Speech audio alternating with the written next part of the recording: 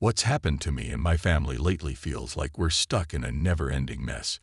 My wife and I have been together for just over 18 years, officially married for 18, but we were living together for 7 years before that.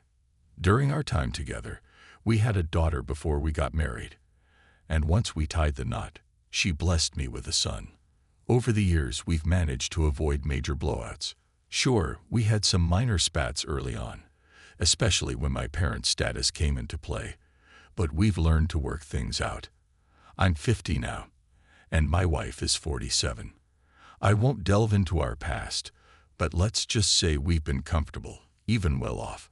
We owned our home, had a cottage, a car, a garage, and an apartment for my wife. Plus, we rented out properties.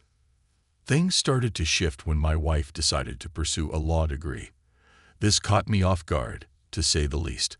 I'd suggested she go back to school several times, but she always turned me down, saying she was scared and was content with me supporting her career. But I figured, why not? She graduated, and I celebrated her success with flowers, a gift, and a reservation at a cafe with some light snacks and a chilled bottle of Martini Bianco, her favorite. Then she announced another sensational news. She wanted her own car. And not just any car. She had her eye on the Mercedes E200. I was, to put it mildly, stunned. I drive a Corolla and expected her to settle for something like a Toyota Prius. In addition, our budget was not designed for a luxury car. No amount of persuasion could change her mind. Okay, I thought, life is short. If she wants a fancy car, let her buy it. We chose a car at the dealership, selected all the options she wanted, and took out a loan to pay for the purchase. I started to notice that my wife was taking longer than usual to get ready when she went out. She'd spend ages dressing up, applying makeup, and checking herself in the mirror from every angle. Naturally, I began to wonder where she was off to, dressed so meticulously. She told me she was meeting friends for shopping or a cafe visit. It became apparent that she was increasingly avoiding joint outings to the cinema or restaurants. I couldn't help but feel left out. What was she doing on her own that she wasn't willing to share with me? This change was especially striking given the recent purchase of the expensive car. The children were the only ones who seemed pleased with her newfound social energy. The children had their own lives and families to focus on since my son moved away. I've also noticed disturbing changes in our finances. If we used to have a lot of money, now it has become dangerously tight. My wife spent not only her own money, but also invested it in our shared family funds. We had a family bank card with which we replenished our salaries, but I noticed that her contributions had stopped, despite the fact that the loan was issued in my name. When I asked about the situation, she claimed that the tenants had moved out of her apartment, and she was using the funds for renovations.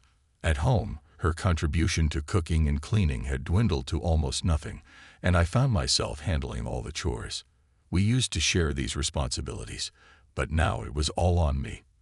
Additionally, she began staying late at work, supposedly to make up for the loan, but it was clear that the money wasn't being replenished. She began to avoid my calls more often, and our attempts to communicate became more and more strained. One day I decided to surprise her at work. As luck would have it, I arrived just as she was leaving. I don't smoke and I'd never smoked, but she was there with a young man. The situation was alarming. A week before, my daughter told me that she saw her mother with a young man in the car. And then, during one of the calls to her, she heard a man's voice that definitely didn't belong to me. Her daughter's attempts to discuss these problems with her proved futile. My wife stopped all attempts to speak. My suspicions grew, so I directly asked my wife if she was seeing someone else. Her reaction was shockingly dismissive. She looked at me as if I were out of my mind, something she hadn't done since the early days of our relationship. Not long after, she started bringing home dinners and a new phone, which vanished almost immediately. I stopped contributing to our joint bank account, and for the first time in years, we had a major argument. It was our daughter who finally revealed the whole truth. Just an hour ago, she was in her mother's apartment and noticed a new door and lock. When she rang the doorbell, a young man, who seemed to be more Italian, opened it and tried to keep her out. But our daughter insisted that the apartment belonged to her mother and threatened to call the police if he didn't let her in. When she went inside, she found her mother at home in just a short satin robe. When the daughter asked what was going on, the mother tried to give a clear explanation. She claimed she was there for technical reasons, but her excuses didn't work. According to her, she had to go shopping or to a cafe with friends. When I tried to call her, her phone was turned off. Eventually, she returned home a few hours later, and my daughter and I were waiting for her.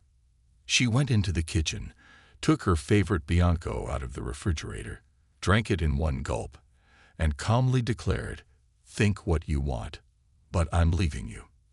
I fell in love with another man, and he loves me too. I'm going to be with him." Our daughter immediately asked if the young man from the apartment was the same person. It turned out that he had been living there for over a year. We had a long family discussion, with our daughter pleading with her mother, but to no avail. My wife quietly shed tears, occasionally sighing or throwing her hands up, and by that night, she had left. Later, I discovered that she had met her lover at a large supermarket where he worked as a parking attendant. To get closer to him, she needed a car. Her close friend later revealed the full story to me.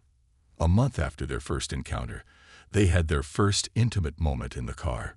Shortly after, my wife evicted the tenants and allowed her lover to move in. She began supporting him financially and working longer hours, channeling all her earnings into their relationship. Interestingly, she even managed to have him registered at her apartment, though this happened only after our divorce. We divorced, and remarkably, my ex-wife did not demand the division of property, a rarity in our time. Even my lawyer was amazed, saying that this was an unprecedented case in his 15-year career. All she took was the car. In our marriage, we had only a garage and 2 cars, and I inherited the cottage and apartment from my parents. Given today's real estate prices, 1 garage would barely be enough to pay for a room in an apartment. A year after the divorce, I learned from her closest friend that my ex-wife's lover had brought over 2 brothers and an uncle from his homeland.